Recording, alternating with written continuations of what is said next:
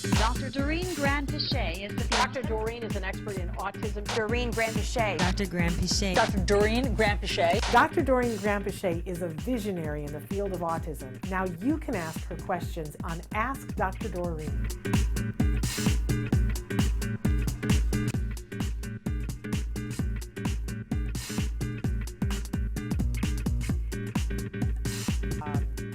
And thank you for asking that.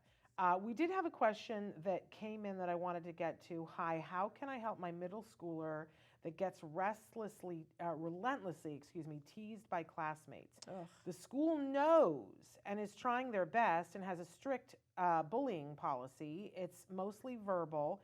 Some throwing snow in his face and laughing. He is such a target. Sometimes he can handle it, but other time he gets so upset it leads to throwing chairs and desks. He walks away, tries comebacks, self-talk to boost confidence, anything to reduce the size of his target, but it's getting worse. Yeah, what else can okay. we try, or can I help him with better coping skills? Question mark. Yeah, that's just not okay. I okay. hate that kind of stuff. So, you know, if I was that parent, I would ask the school, I would demand that the school give me a one-to-one aide at least during recess. Yes. And so that my child was never left alone, so that they would never be subjected to bullying. I mean, in the classroom, I suppose the teacher and aide would be responsible for that, but I would hold the school accountable for even one instance of bullying can traumatize your child and can have a lot of damaging effects for a long time. So I would be very, very adamant about getting a one-to-one aide who shadows your child and who protects him and reprimands the other children and prevents this from happening.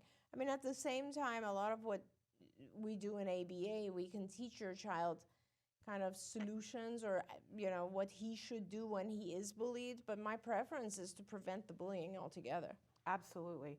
I want to say, too, that, you know, it's one of those days that I wish 𝗏𝗏𝗧 was with us. But I can tell you, and we've got a whole playlist of Know Your Rights with 𝗏𝗏𝗧, but and there are several times that she's answered questions about this kind of harassment. The law is on your side, and the school knows that. And I agree with Dr. 𝗏𝗏𝗧 that you really have to put the pressure on the school. It's not acceptable. And you need to start documenting everything. It may be time to pull in an advocate or a lawyer to go with you. There is a thing where you write a letter of harassment. Now, a lawyer is going to be able to help you to know whether it's just a letter of harassment, which is a bad thing for the school and will go on their record, and that will sharply focus them in fixing it, right? Because they're going to owe you money when all is said and done. But there is a secondary thing that, depending on the way the harassment is happening, it might be a letter of disability harassment, which is 7 times bigger. So you definitely want that to stop. Yeah. And the school has to take responsibility, whether, do whatever you have to do so that it doesn't happen. Yep. But I will say it's a perfect opportunity for us to talk about how to help our kids, because in a perfect world there would be no harassment, but that isn't the case. And there are a couple of things that you have taught me over the years that helped my son and have helped other kids that I know.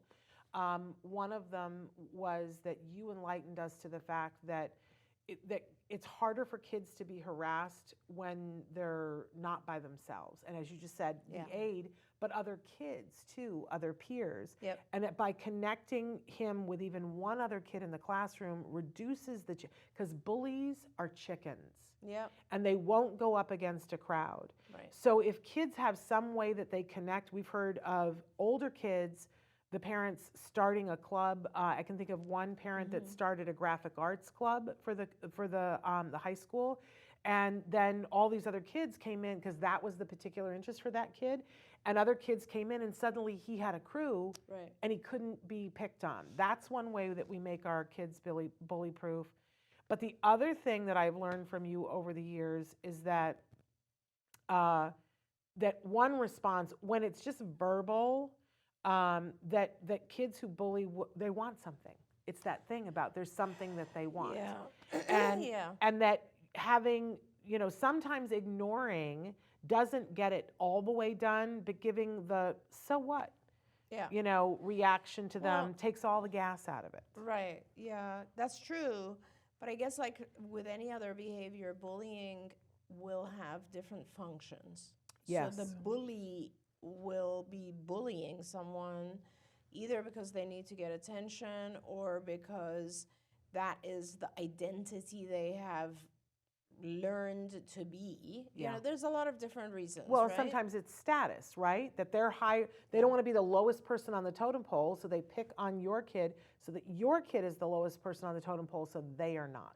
Yeah, absolutely. Hate But also, that. like, there are individuals in our society where they just don't feel good about themselves unless they Yes. put someone further down, and then Exactly. they feel better about themselves.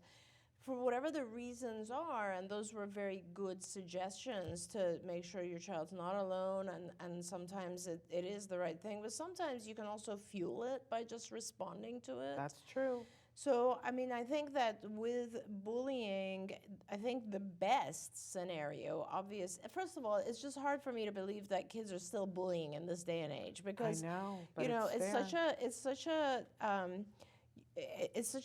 society has become so quick to cancel people, and you would know. think that a bully would be canceled instantly, you know what I mean? Right? So I think the way to go about it, and I love your suggestion about just talking about trying to make your child kind of more popular.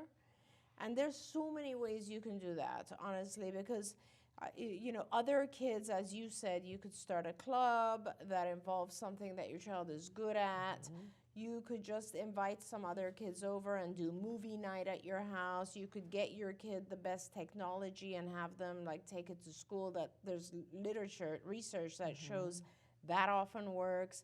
You could find one other child to do just play dates with so that they have one friend. Another really good thing, I remember a school district actually in Arizona who had done this, and it was fabulous.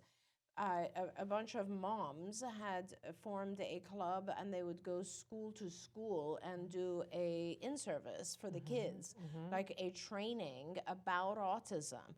Because a lot of times, kids will do that sort of stuff. They don't understand anything about autism, and sometimes it helps if you can explain autism to them a little bit better, and then they might not, they might back off and stop being that bully. Yeah.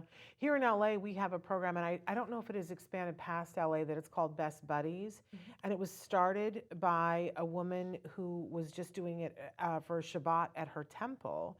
But then it grew, and basically what it does is it creates, especially in grade school and in junior high, where these types of things tend to happen more, creates a group of kids who want a little bit more status and want a little bit more privilege. Yes. And those kids then that. adopt another kid in their same grade that maybe doesn't have friends. Other schools have a buddy bench. They have a whole buddy program. Right. Where, and there's a buddy kids bench. are your buddy, Yep. I love that. Right, and the buddy bench is for reset, and this is easy for your school to do because a lot of times schools go, well, we're trying, but we don't really know what to do, which is the same as you're not doing anything. But they can create a buddy bench, and anytime somebody is feeling like they don't really have, or something bad has happened or whatever, or they feel floaty, like they're going to float away because nobody is connected to them, they can go sit on the buddy bench, so it's nonverbal. And then other kids are trained, when you see somebody sitting on the buddy bench, it's an opportunity for you to go over and be their buddy and be compassionate. What a great idea. I love that. Right? I love that. What a beautiful scenario. So this school of yours needs to get their act together, or you need to sue them from 68 Ways from Sunday. And I know people go, oh, I don't like being litigious and whatever. But the truth of the matter is that some people will not do their jobs until you force them and penalize them by making them pay. And if you have to be the person who does that, let me just say, you'll do a service for every parent and every child who comes later, because they will carefully make sure that they never get sued again. Right, right. I get hepped up. I do too. I hate that. I can't believe it still exists. It's unbelievable. And it does. I think it's just as bad. You know, in schools say, well, we have an anti-bully policy. And then something happens and often what they'll say to the parent is, well, we're handling it. Yeah. And you don't get to know why. Well, we can't disclose their personal information. Yeah. And no, you can't know who the child is or talk to their parents, which I think is BS. Yeah. I also suggest finding out and talking to the other parents. Yeah. But, but I'm a loose cannon. No, I mean, I think if you know that your child is being bullied and who they are being bullied by, I would definitely wait after school and talk to the parents as well. Yeah. I would. Yeah, absolutely. Okay. Don't forget, you can watch Ask Dr. Doreen live every Tuesday morning at 10 a.m. Pacific time. We hope to see you there.